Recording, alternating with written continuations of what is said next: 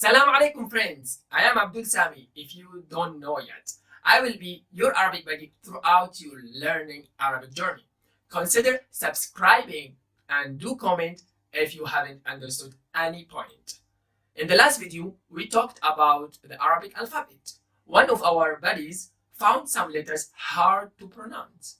In this video, I share a couple of tricks to help you focus on pronunciation of difficult letters that if you can master, I'm sure to make you sound like a native speaker. So here we go. Here are a little bit difficult letters and some related words you should familiarize yourself with. Ha, ha is equivalent to H in English. So the word is hamra. Example, hamra, Hasan, حوار, حزين. Okay, next alphabet is Ain, is equivalent to, you should be telling me, عجيب, عزيمة. You may pause and repeat with me. عريض. The next hard letter is Qaf. In English is Q. Example would be قف, قرد, قوس. Next letter is Ghain. Sounds like GH in English. Example would be غرفة, غدا.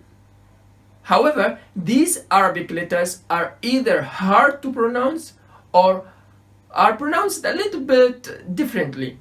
You shouldn't worry if you can't pronounce them the right way, because there are always close pronunciation in Arabic and you still can be understood.